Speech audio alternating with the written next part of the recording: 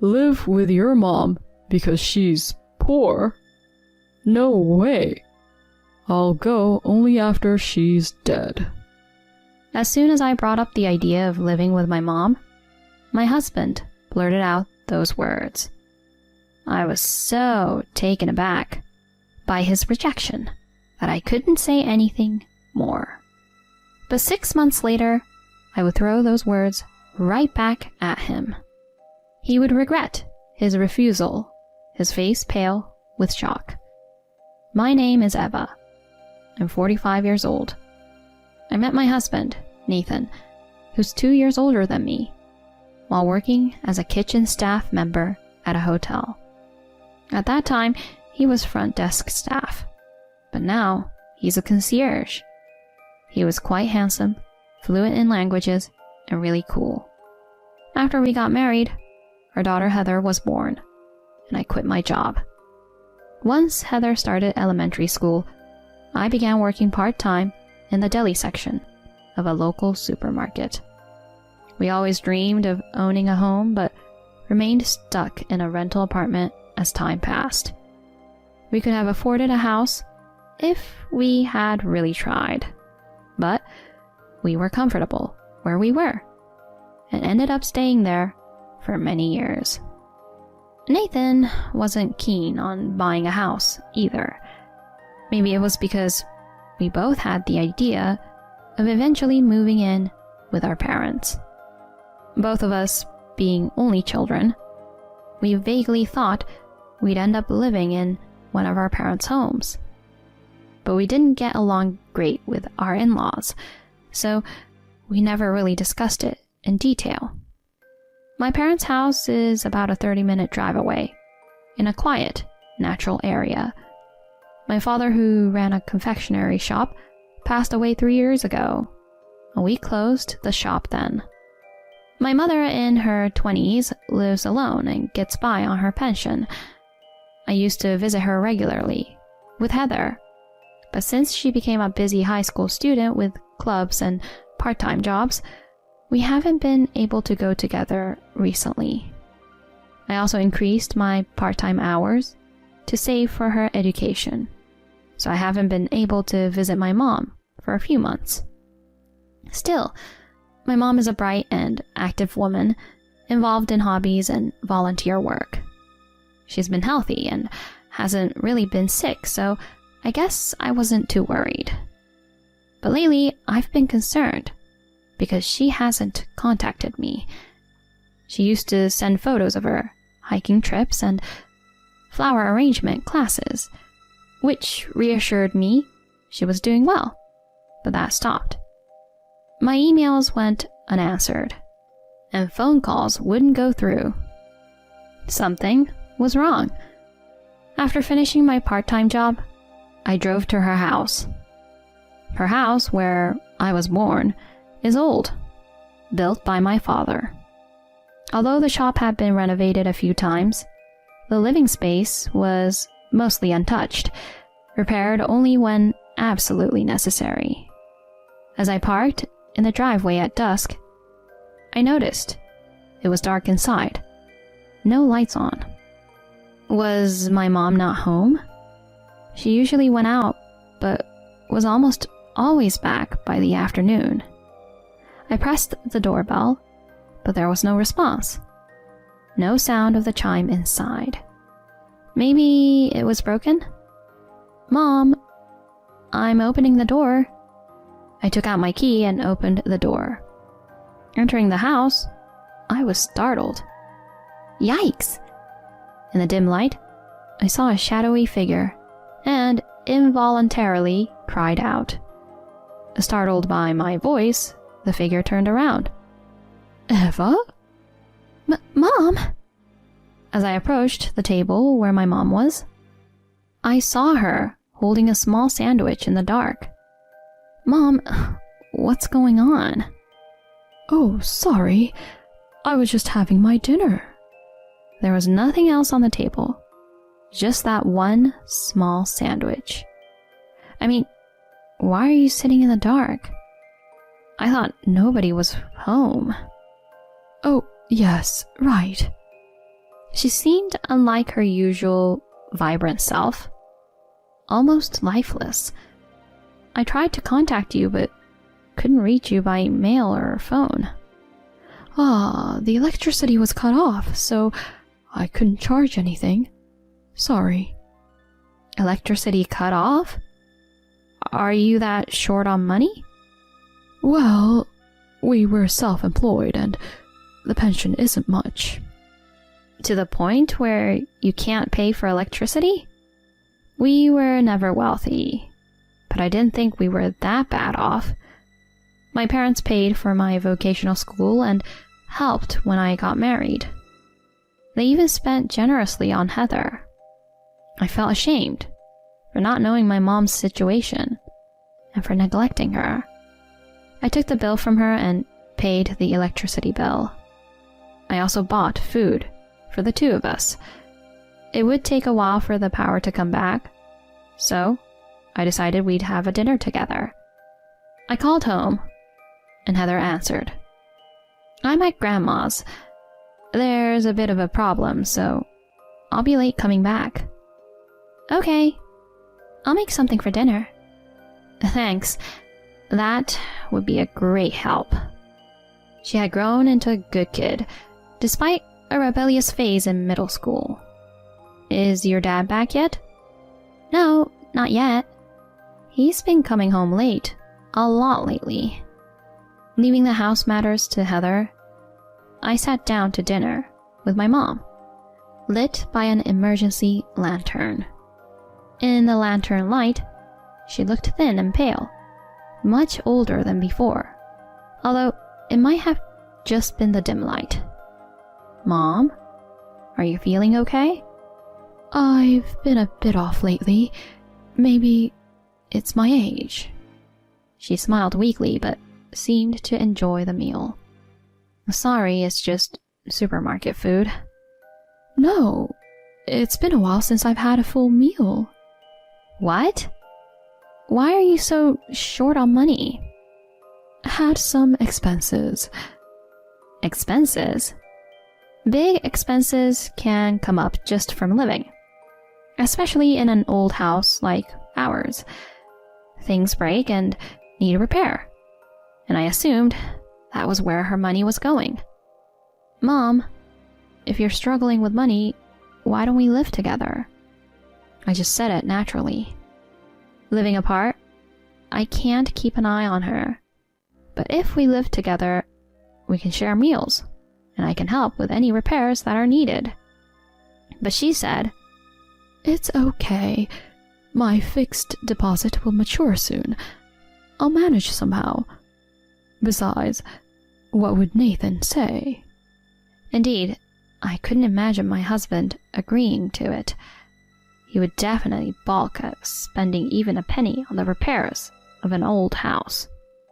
Simply put, he's stingy. Extremely so. He also didn't get along with my father.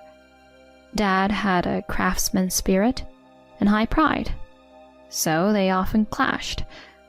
That's why he hardly ever visited my parents' home. He'd probably hate the idea of living with my mom now. Still, I couldn't leave her alone in this state, so I decided to bring it up with him. But... Live with your mom? Because she's poor? No way. I'll go only after she's dead. I expected him to oppose living together. But to say something like that? If this goes on, she really might die. Well, I'll consider going then. What? I never thought he could be so cold. And when I told him I paid my mom's electricity bill, he got furious. You paid her electricity bill? Why should we have to pay for that? He's extremely particular about money, probably influenced by the way he was raised. His parents would spend on themselves, but never for others. They seemed to be living beyond their means, just for show. Nathan had the same tendencies. If I had realized this earlier, I might have reconsidered marrying him. I didn't see it before we married.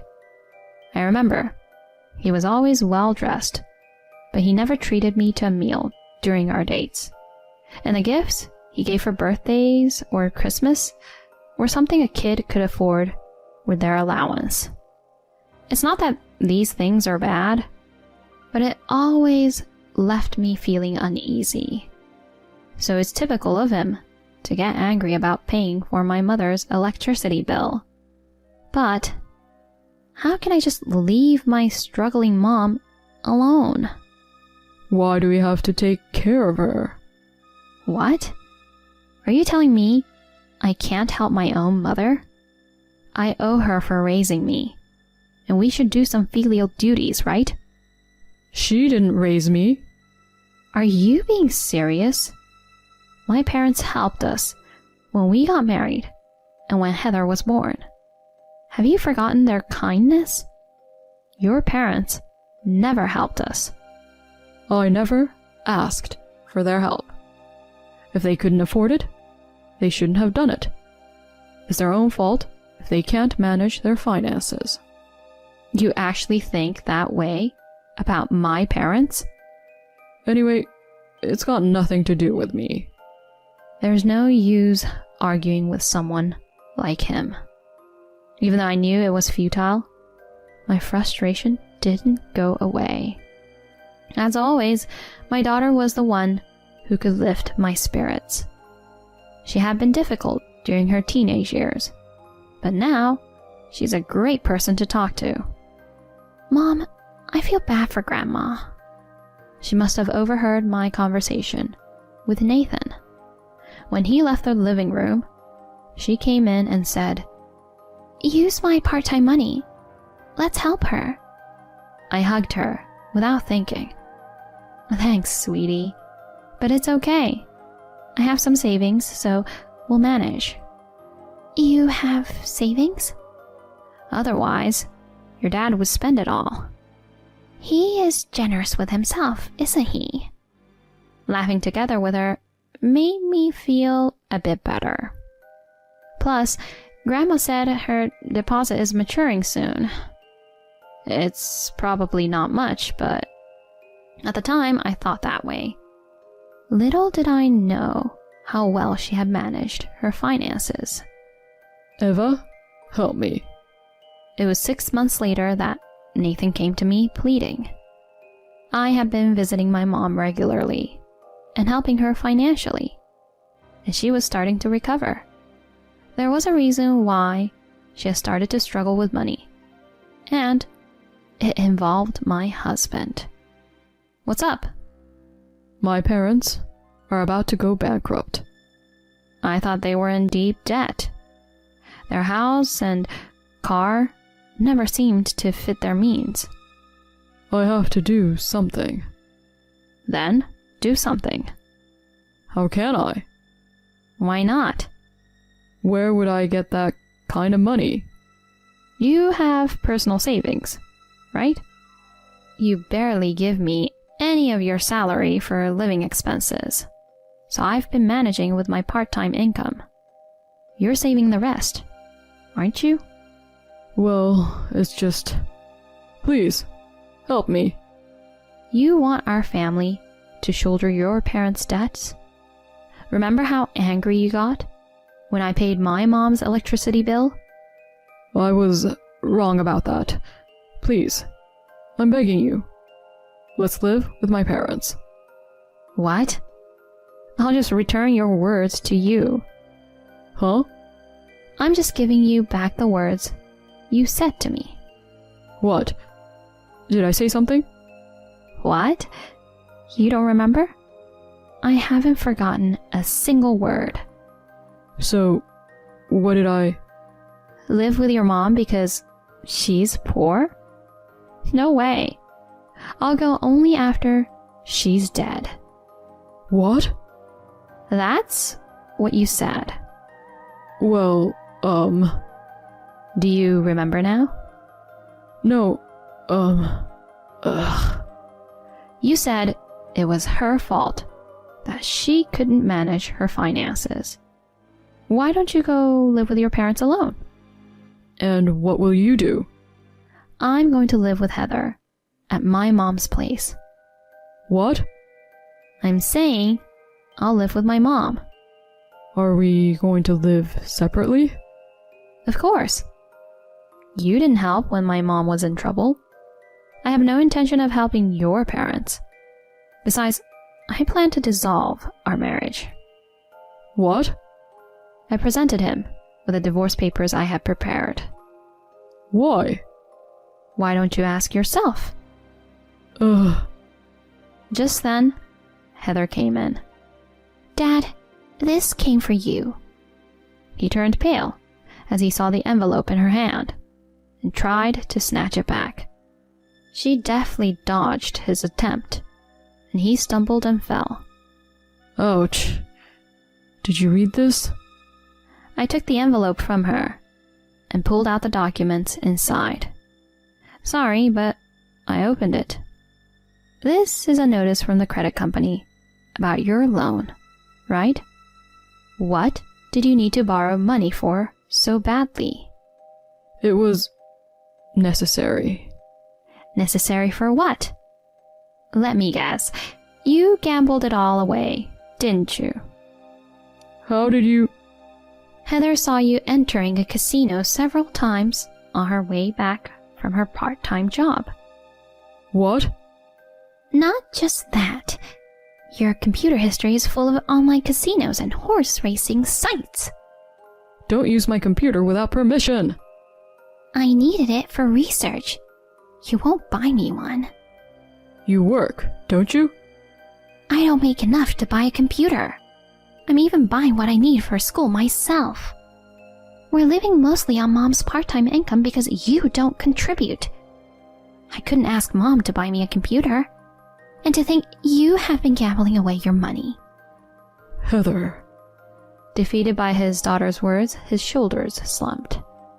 We both worked jobs without regular weekends, so we rarely had the same days off. He must have thought his gambling went unnoticed, but our daughter was one step ahead. She hadn't just stumbled upon his casino visits or computer history. She had been suspicious and investigated. His gambling addiction wasn't a recent development. When I checked his bank account, I saw his salary would be withdrawn almost immediately after deposit, leaving no balance. No wonder you weren't enthusiastic about buying a home. You can't get a loan with your own debts, let alone pay off your parents. But I don't want your parents borrowing money from my mother because you're broke. What? Your parents borrowed money from my mom. That's why she was struggling. They kept borrowing, saying your mom was sick and needed treatment. They told her not to tell us because it would worry us. My mom felt sorry for them and lent them money, planning to keep it secret. But when I said I was divorcing you and moving back home, she told me. What? Don't worry. The illness was a lie. They've borrowed so much, they can't borrow from friends or relatives anymore and ended up going to my mom. When she went to ask for repayment, she was surprised to see your mom perfectly healthy. While they were pushing my mom into hardship, they continued living comfortably. It's unbelievable. I couldn't be part of such a family anymore, so I filed for divorce. I moved back to my mom's house with Heather. Nathan eventually moved out of our apartment and went back to his parents, taking up extra jobs alongside his main work to pay off his debts. After living beyond their means for so long, they must be struggling with a simpler lifestyle. As for my mother's fixed deposit, it matured. I was surprised at how much she had saved. Mom, you managed the money so well. I knew the pension wouldn't be enough and I didn't want to be a burden. I saved desperately. I thought Dad would be able to work longer, so that was a miscalculation. No, you did great. Thank you. We should be okay for a while. This money is yours to use freely. She handed me the passbook. I can't take advantage of my mom, but may I borrow some? I had made a decision. When I moved back home, I quit my job. But life goes on, and there are expenses, especially with Heather's education. I decided to renovate my dad's confectionery shop. I have a cooking license, and I used my experience from working in the supermarket deli to open a delicatessen. Initially, only a few locals and regulars of my dad's shop came, but gradually more customers came. The business did well, and it got busier. My mom and daughter helped sometimes. My mom fit right in as if it had always been her shop, which in a way it was. She enjoyed working, reminiscent of the past.